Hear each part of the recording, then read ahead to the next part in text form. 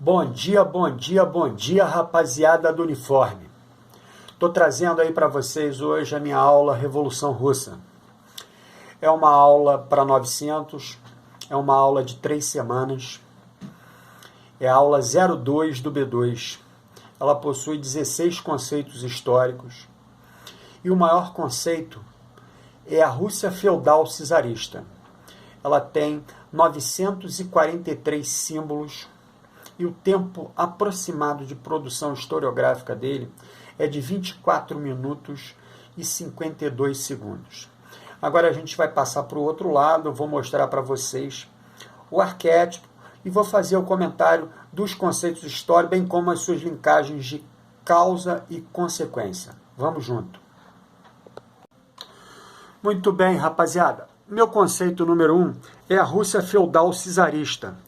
Durante o governo do czar Alexander II, 1855-1881, na Rússia ocorreu uma tentativa de modernização, buscando integrar o império ao mercado exterior. Para tanto, promoveu a diminuição de impostos, abolição gradual da servidão, entrega de terra aos camponeses, criação de escolas, ampliação das universidades e reformas administrativas semelhantes aos modelos ocidentais. Tais mudanças, no entanto, não foram suficientes para conter a insatisfação popular, que culminou com o assassinato de Alexander II. Subiu ao poder Alexander III, que governou de 1881 a 1894. Ele revogou as reformas de seu antecessor, instituiu a repressão política e a censura às liberdades individuais. Nesse período, aumentou a dependência do país em relação ao capital estrangeiro, aplicado na industrialização. A falta de organização da classe operária favorecia capitalistas, que impunham aos trabalhadores russos salários mais baixos e jornadas mais longas em comparação ao Ocidente. O primeiro movimento contestatório nasce com o Partido Operário Social Democrata Russo, o POSDR. Com a morte de Alexander III, teve início o reinado do czar Nicolau II, 1894-1917, que manteve as restrições anteriores.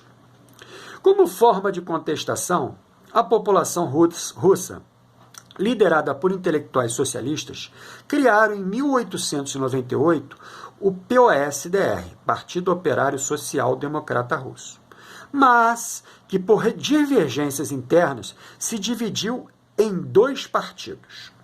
O primeiro, os mencheviques, era um grupo reformista com tendência liberal, liderado por Martu. Pretendia derrubar o czarismo e ampliar a industrialização do país.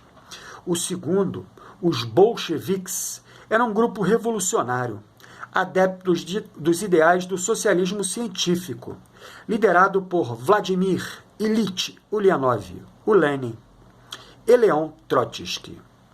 Pretendia implantar o socialismo na Rússia e era o grupo político que reunia a maioria de adeptos. Note que do Partido Operário Social Democrata vai surgir todos os movimentos a posteriores que vão ser levados à Revolução Russa. O primeiro momento que eu trago, meu conceito histórico número 3, é o Soviete.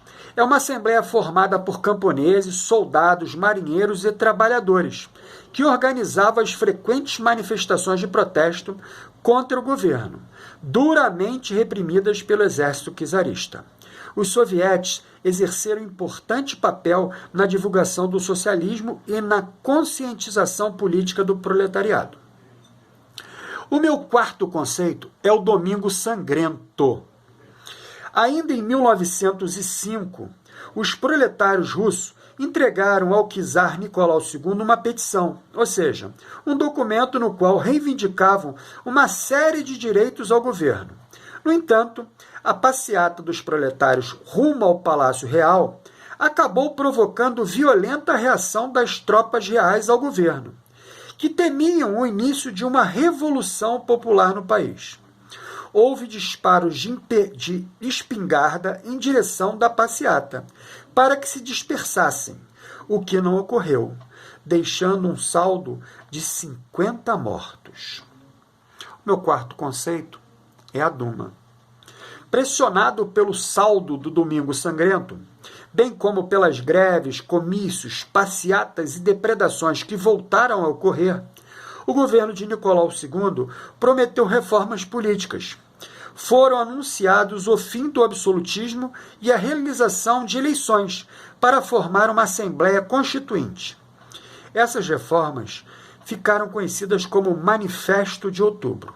No entanto, a única promessa cumprida do Manifesto de Outubro foi a criação de um parlamento, a Duma, reunido pela primeira vez em 1906, porém alinhada à autoridade do czar. O meu conceito histórico número 6 é o ingresso na Primeira Guerra Mundial. Posteriormente, restabeleceu-se o autoritarismo e multiplicaram-se os protestos populares. Em 1914, a Rússia entrou na Primeira Guerra Mundial, enfrentando principalmente alemães e austríacos. O envolvimento do país no conflito expôs o despreparado exército russo. Mais de 3 milhões de russos morreram nos 2 primeiros anos da guerra. O meu próximo conceito é a abdicação de Nicolau II. O governo não conseguiu alterar os rumos da crise econômica, social e política, agravada com os esforços de guerra impostos à população. Essa situação foi propícia para o reaparecimento das rebeliões populares. Nas cidades, no campo, trabalhadores passaram a invadir as terras dos nobres. O quadro provocou a abdicação em março de 1917. Note que a Revolução de Fevereiro é anterior. Ela também vai provocar essa abdicação. Mas eu apresento ela em separado pelo corpo que ela vai se tomar dentro da Revolução Russa. Então, Revolução de Fevereiro de 1917. Instalou-se então um governo provisório, chefiado pelo príncipe Lvov e formado por aristocratas e burgueses. Alexander Kerensky era o ministro da Justiça, que anistiou os presos políticos, como Lenin e Trotsky. Em abril, os bolcheviques realizaram um congresso, no qual foi elaborado um documento que exigia do novo governo a proposta de um programa baseado na entrega de terra para os camponeses, a saída da Rússia da Primeira Guerra e algumas outras soluções para a crise de abastecimento.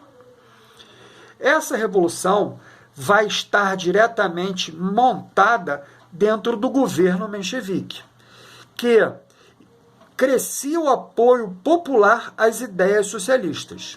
Os sovietes apoiaram as intenções revolucionárias dos bolcheviques, que decidiram depor Lvov em julho de 1917. Surge aí o espaço do crescimento de uma nova revolução, dentro da própria revolução, que a gente vai chamar a Revolução de Outubro de 1917. O novo governo foi chefiado por Kerensky, antigo ministro de Lvov.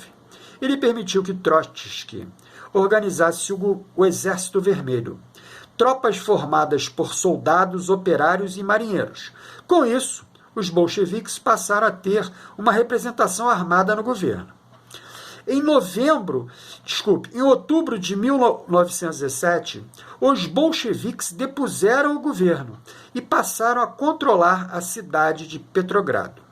Instituíram o Conselho de Comissários do Povo, encarregados de governar o país, chefiado por Lenin e integrado por Trotsky e Stalin, 3 líderes bolcheviques. Com a Revolução Bolchevique, os camponeses permaneceram nas terras invadidas e as fábricas foram entregues à administração dos operários. O povo ansiava pela solução dos graves problemas internos e criticava a permanência da Rússia na Guerra Mundial. Institui-se então o governo bolchevique. Diante das pressões, o governo de Lenin assinou o Tratado de Brest-Litovsk com a Alemanha, em 1918, retirando a Rússia do conflito mundial. Pelos termos do tratado, cedeu ao governo alemão os territórios da Estônia, Letônia, Lituânia, Finlândia, Ucrânia e parte da Polônia. Ainda em 1918, os bolcheviques oficializaram o Partido Comunista Russo, que passou a concentrar o controle político do país. Todos os cargos públicos passaram a ser exercidos por membros desse partido. Lenin estabeleceu o controle das atividades econômicas, nacionalizou bancos e indústrias, confiscou a produção agrícola e igualou os salários. Note que agora os meus próximos 5 conceitos estão diretamente ligados a esse governo bolchevique, que nesse momento passa a ser Partido Comunista Russo. Então vamos para o primeiro movimento, que seria a Guerra Civil, que é uma contestação ao exercício desse poder proletário. As dificuldades de implantação do socialismo refletiram na Guerra Civil, que se estendeu entre 1917 e 1921. Nela, os russos vermelhos, integrantes da Guarda Vermelha, a tropa revolucionária bolchevique, combateram os russos brancos, contra-revolucionários que defendiam a volta do czarismo. Os contra-revolucionários receberam ajuda de países como a Inglaterra, França, Japão e Estados Unidos, temerosos eles de que o socialismo se espalhasse pelo mundo. Após 3 anos de conflito, o Exército Vermelho derrotou os contra-revolucionários, abrindo caminho para a consolidação do socialismo no país. Eu apresento agora a NEP. Em 1921, a vitória dos russos vermelhos na Guerra Civil iniciou nova fase na implantação do socialismo. A Rússia precisava recuperar o crescimento econômico, o que, segundo Lenin, somente seria possível adotando alguns princípios capitalistas. Assim, implantou a NEP, Nova Política Econômica, que combinava ideias do socialismo a algumas práticas do capitalismo, como permissão de funcionamento de pequenas fábricas privadas, liberdade de comércio interno, concessões a empresas estrangeiras e também, leia-se, a suspensão dos confiscos. A NEP foi responsável pela recuperação parcial do crescimento industrial, agrícola e comercial da Rússia naquele momento. Passo a apresentar o RSS. No plano político, Lenin concentrou-se na consolidação do socialismo, criando em 1923 a União das Repúblicas Socialistas Soviéticas, o RSS. Essa aliança abrangia antigas regiões do Império Russo, consideradas a partir de então repúblicas federadas submetidas ao governo da Rússia. Eram elas Ucrânia, Bielorrússia, Moldávia, Estônia, Letônia, Lituânia, Geórgia, Armênia, Azerbaijão, Cazaquistão, Turcomenistão, Uzbequistão e Quirquistão. Passo agora para a morte de Lenin. A morte de Lenin, em 1924, deflagrou lutas pelo controle do poder na liderança do Partido Comunista da União Soviética. Trotsky e Stalin, considerados seus sucessores naturais, tinham planos de governo bastante diferentes, visando ao fortalecimento do socialismo e à expansão desse sistema por outros países. Essa disputa interna entre Trotsky e Stalin tem um realce para mim, que eu apresento o meu 16º conceito histórico. Trotsky acreditava na revolução permanente, seja, que o socialismo só se consolidaria com a expansão dos ideais revolucionários nos países capitalistas.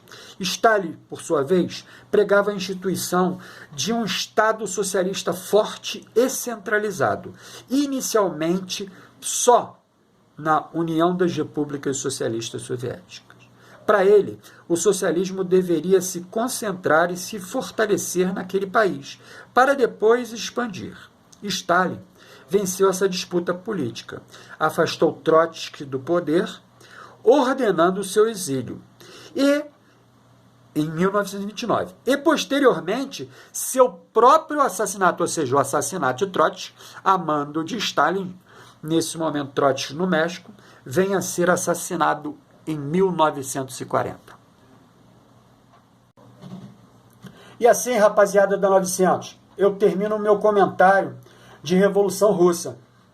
E agora a gente vai partir para a parte da produção historiográfica aí em sala, que é onde a gente realmente vai poder pensar essa história e aí sim repensá-la aprendendo.